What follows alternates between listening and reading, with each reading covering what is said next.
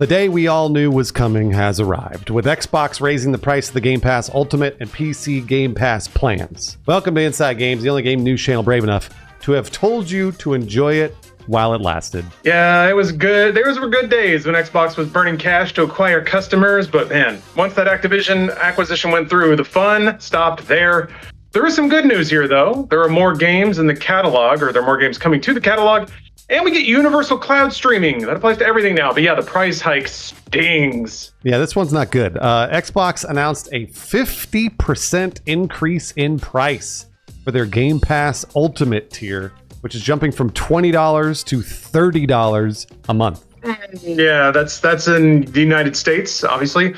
Prices in other regions are also adjusting based on local market conditions. Hopefully they're not hit as hard as the US. Man, Game Pass Core is being rebranded to Essential, remains $10 a month, and then Standard is now Premium, remaining at $15 a month. That sentence, I want to die when I read it. Dude, I love how much the word premium is becoming ubiquitous in games these days. I hate it. Can't wait to become a premium gamer. Hell yeah. All three tiers, that's Essential, Premium, and Ultimate, can now access PC games as well. So that's pretty cool. Sure, yeah. PC Game Pass is also increasing in price, about 30% from $12 a month to $16.49. Yeah, that really sucks. PC Game Pass was like the cheapest, best deal in gaming for a long time. I think it still is, but it's a little harder to enthusiastically recommend now the price hikes are starting to roll out. Yep, that's correct. It's not all bad news. That's a lot of bad news, as Xbox has added a handful of perks to justify the price increase. Yeah.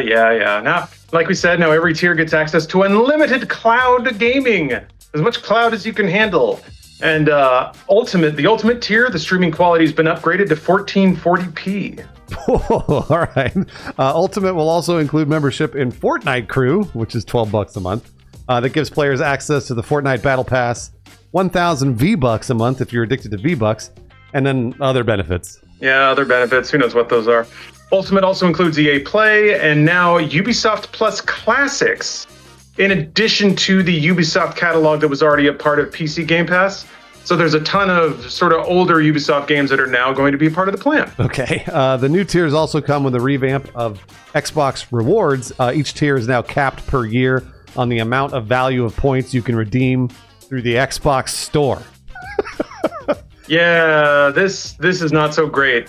It makes me wonder too, were there that many people that were just mining Xbox points? Who knows? But whatever loophole was there, they've closed it. If you're at the Essential tier, you're capped at $25 worth of value through the store through reward points. If you're Premium, $50, and if you're Ultimate, you can earn $100 of rewards back on the $360 a year you pay for that plan. Lawrence, I'm going to be honest, I didn't even know this existed. I had no idea. Oh, yeah.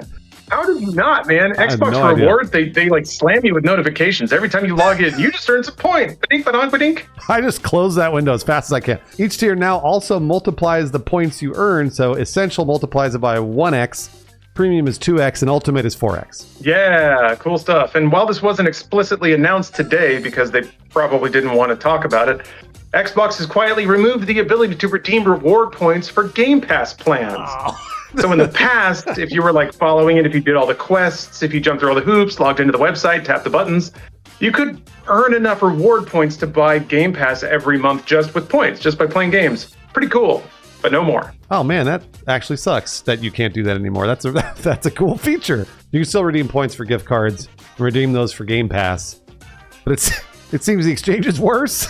And there's the aforementioned spending cap. So I guess you could buy a gift card and then Game Pass rather than just exchanging it directly for Game Pass, whatever. Yeah, you could, but there's the spending caps now. So even if you game your heart out and earn a ton of points and turn them into gift cards and turn that back into Game Pass, you can only buy like maybe 3 months, even at the Ultimate tier. So that sucks. But let's get on to the games. That's the reason we're here, right? Let's talk about games. Yeah, that's the reason they raised the price, maybe. I don't know. Both Premium and Ultimate tiers are getting Hogwarts Legacy, which is neat. Yeah. The Ubisoft Plus Classics catalog also has some goodies. All the Assassin's Creeds before Origins, but not including the first one. So 2, the Ezio collection, 3, 4, Rogue, freaking Syndicate, Unity, All the 2D ones, Liberation. There's a lot of them in there. There's also Far Cry 3 and Blood Dragon.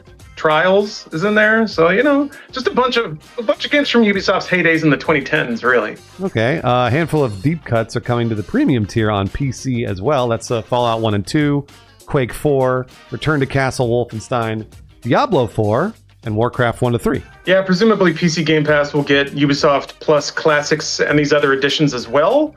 Although the announcement really did just focus on the 3 console-focused tiers. I actually thought that meant PC Game Pass was going away, but luckily I was able to ask. They corrected me. PC Game Pass is remaining, just the price is going up. Okay. Ultimate and PC are the only tiers that can access day one games with premium to get Xbox Game Studios releases within a year of launch. That's really interesting because PC Game Pass gets it day one, but not premium. Yeah, that was always the case. And again, one of the reasons why PC Game Pass was really the best deal out of all of them.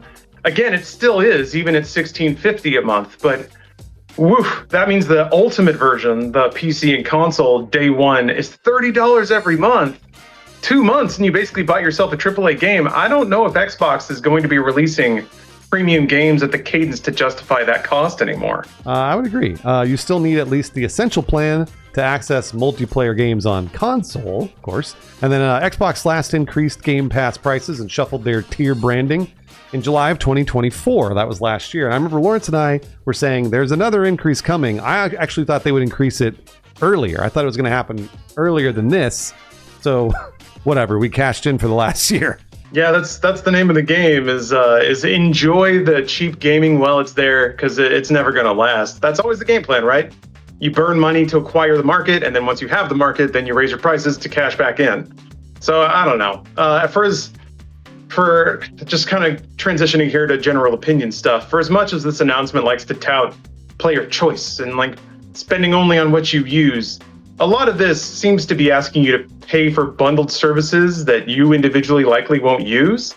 If you're going to get the ultimate plan, I'm presuming you're going to do that because you want the premium games on the first day. So who's going to be, is that same player going to be playing Fortnite as well and Fallout 1 on PC? Probably not. So as much as they say that, oh, you can pick what works for you and save money, I don't know. It doesn't really feel that way. It feels like they know what the premium draw of their premium plan is. And then I guess they have side deals with other companies to try to bolster that value. But yeah, it reminds me of cable TV back in the day. They make you buy bundles of stuff you don't want to get what you do want. If you want football, you got to buy 18 other things that you're never going to use. But they know that, and that's why they do it. Yeah, I honestly think that increase to Ultimate is going to price a lot of people out. I think that's a major hit on, and maybe they don't actually, they might not even have that many subscribers for Ultimate. Maybe they're just like, fuck it, who gives a shit? The premium, the standard, that's actually the actual moneymaker in PC Game Pass.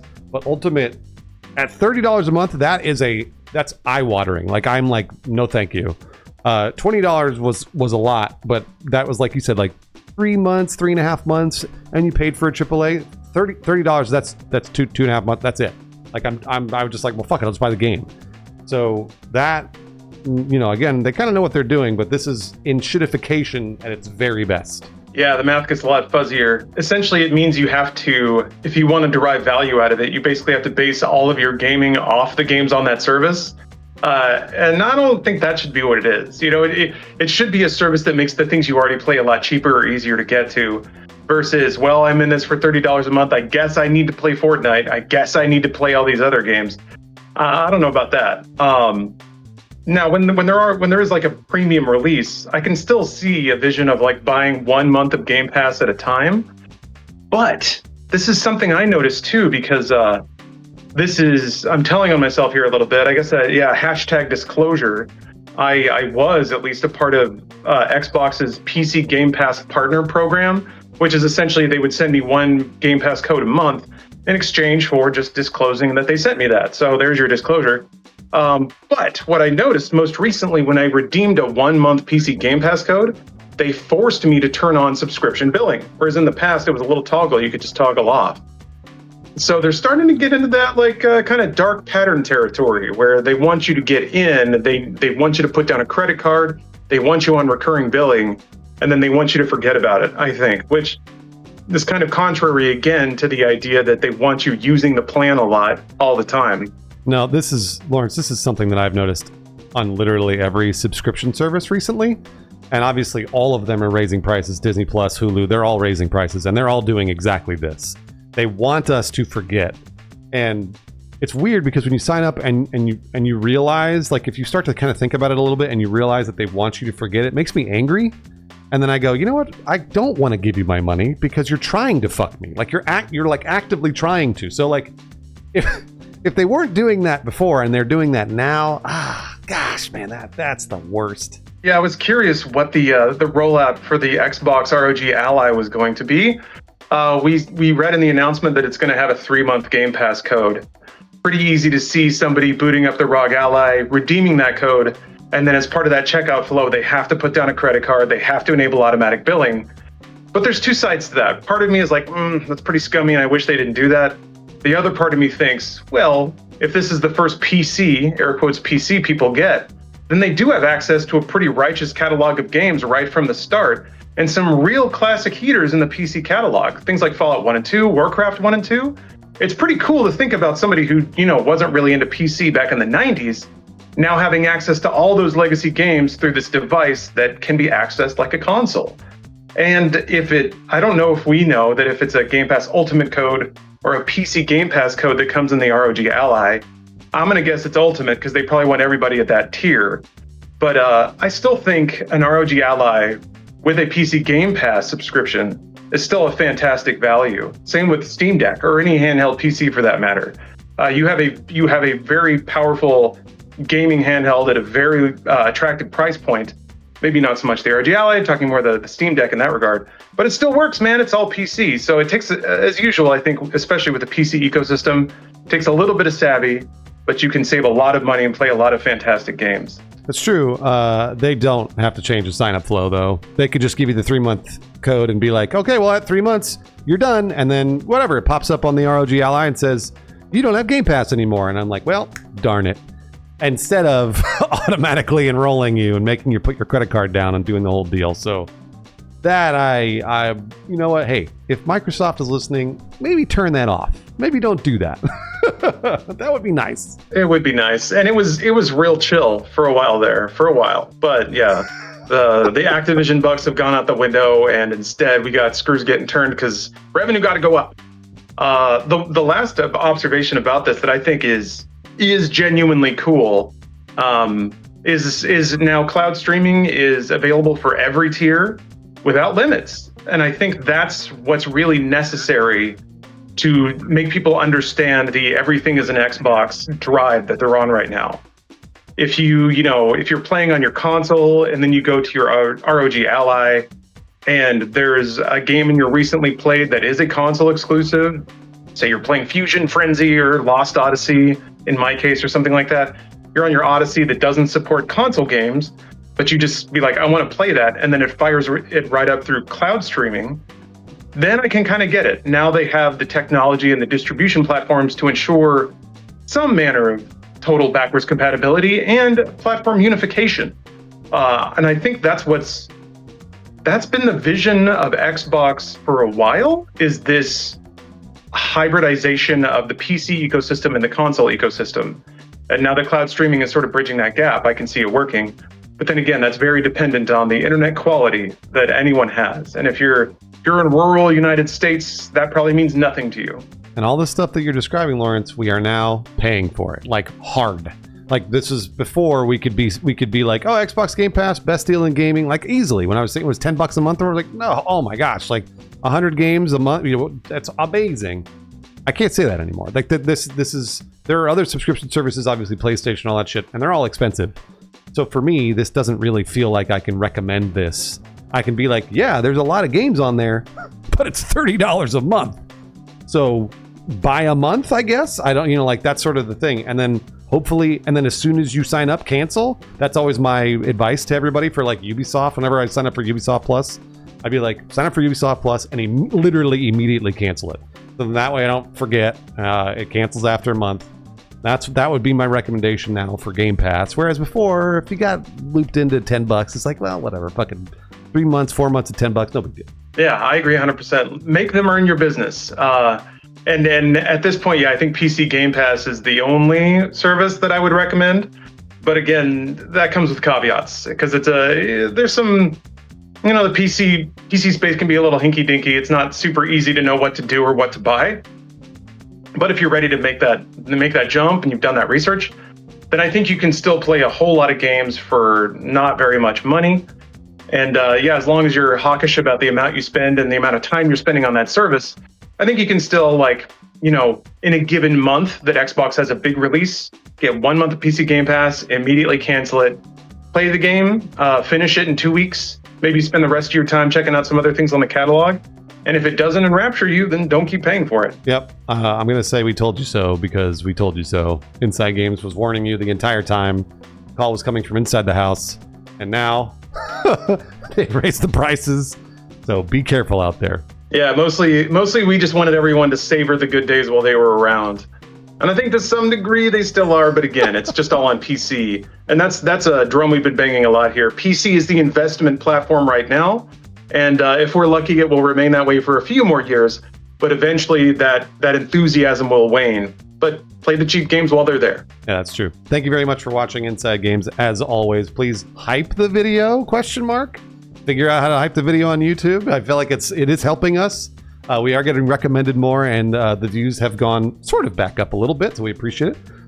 We know you have tons of choices in gaming news, so thank you very much for choosing this video.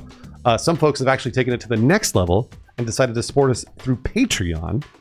Here are some Inside Games premium gamers. I mean, we're talking premium. Shaky Pants, Hot Date, Robert Krupe, and Palix. I've got a couple more premium gamers. I bet you didn't know that there could be this many. Chilled Monkey Brains, Turkey Bottom 69, nice. Rattlelog, and Roy G. Bivness. Man, that's a great name. Thank you very much for supporting the show. We'll see you next time on Inside Games.